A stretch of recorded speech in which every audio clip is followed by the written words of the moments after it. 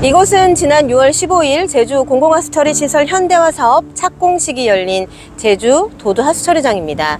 제주도는 국비와 지방비 3,980억 원을 들여서 하루 13만 톤의 하수처리 능력을 22만 톤으로 증설할 계획입니다.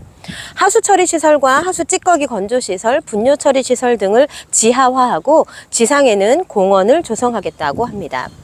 이곳 도두 제주 하수처리장은 제주시 동지역 대부분의 하수를 처리하고 있습니다. 지난 2016년이었죠. 유입된 하수가 설비 용량을 초과하여 200일 가까이 기준치 이상의 오수를 바다에 무단 방류하며 제주 사회에 하수 대란이라는 큰 이슈를 던졌던 곳이 바로 이곳 도두 하수처리장입니다.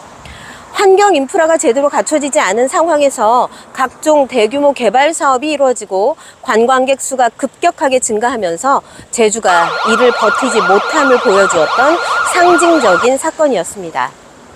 현재 도두와 판포, 월정에 위치한 하수처리장 3곳이 제주시에 50만 명의 하수를 처리하고 있는데요. 하수 처리량이 급증하면서 이 시설들을 계속해서 증설하고 있습니다. 말씀드렸듯 도두 제주 하수처리장은 13만 톤에서 22만 톤으로 증설하는 착공식이 며칠 전에 열렸고요. 판포리의 서부 하수처리장은 2만 4천 톤에서 4만 4천 톤으로 증설하는 공사가 주민 반대로 중단되었다가 다시 재개됐습니다. 그리고 월정리 동부 하수처리장은 12,000톤에서 24,000톤으로 처리 용량을 증설할 계획이었지만 주민 반대로 7년 가까이 지금 몸살을 앓고 있습니다.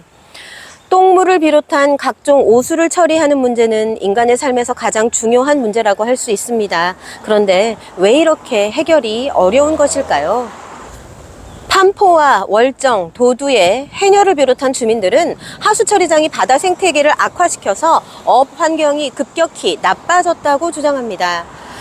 방류수로 인한 어업 피해로 주민 갈등이 빚어졌던 부산의 장림 하수처리장의 경우 부산시가 어업 피해에 대한 자체 용역을 진행했습니다. 2005년 부경대가 제출한 조사 보고서에 따르면 어획량이 최대 8%, 김 등 각종 양식 생산량은 최대 14.5% 감소했다고 합니다.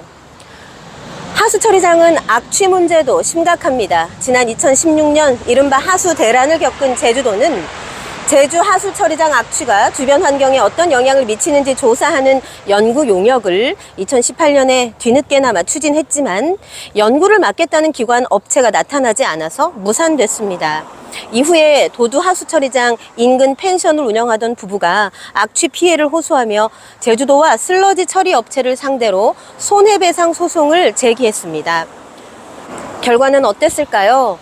환경 피해 소송에서 승소하기 어려운 우리나라에서 결과는 1심 패소였지만 지자체를 상대로 한 공공하수 악취 소송이라는 전국적으로도 드문 사례로 주목받았습니다.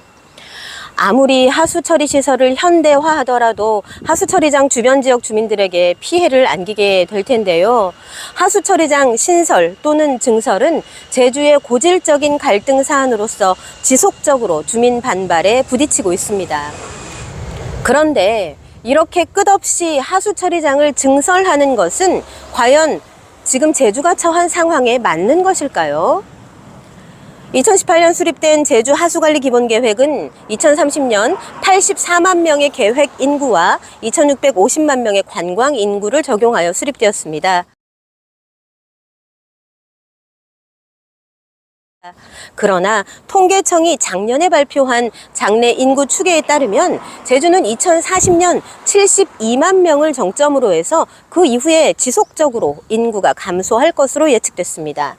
즉 현재 제주의 하수관리 기본계획 인구 설정은 과도하다는 뜻이죠. 하수처리장을 증설하겠다라는 말은 지하수를 더 많이 뽑아 쓰겠다는 말과 같습니다. 최근 제주도 발표에 따르면 가까운 미래에는 상수도 하수 수요량이 시설 용량을 초과해서 생활용수와 농업용수가 부족할 것으로 예측됩니다. 이런 상황에서도 제주도는 관광객을 지금보다 1,000만 명이나 더 받기 위해서 하수처리 시설을 증설하겠다고 합니다. 2016년 제주도는 제주관광 질적성장 기본계획을 수립했지만 하수시설은 여전히 관광객의 양적 증가를 기본으로 수립되었습니다. 이미 제주는 오버투어리즘의 징후가 심각합니다. 제주에서 가장 많은 물을 사용하는 곳 1위, 2위는 대규모 관광업체인 드림타워와 신화 역사공원입니다. 그런데도 제주도는 더 많은 관광객을 받겠다며 제2공항, 신항만, 오등봉 공원 개발, 동부공원 개발, 그리고 제2첨단과학기술단지 등 대규모의 개발 사업들을 준비하고 있습니다. 동전의 양면인 제주의 물 문제와 하수 처리 문제는 앞으로 더욱 심각해질 것으로 우려됩니다. 앞서 살펴본 거시적인 측면에서 수요관리 문제 외에도 다양한 하수 수요관리 정책을 제주도가 제대로 시행하고 있는지도 살펴보겠습니다.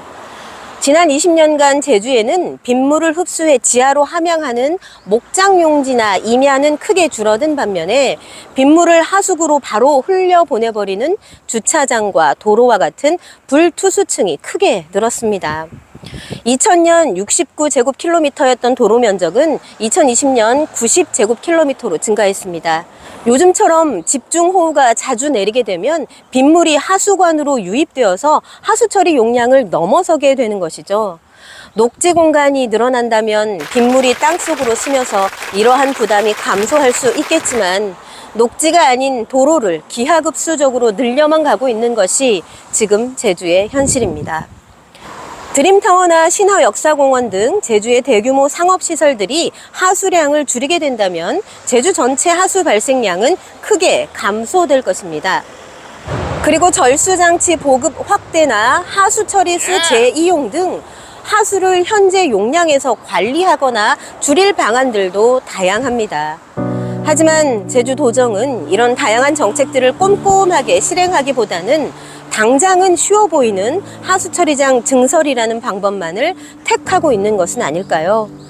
기존 시설의 하수처리를 계속해서 집중하는 방식이 아닌 미래를 위한 대안으로서 새로운 하수정책 방향이 수립되어야만 합니다.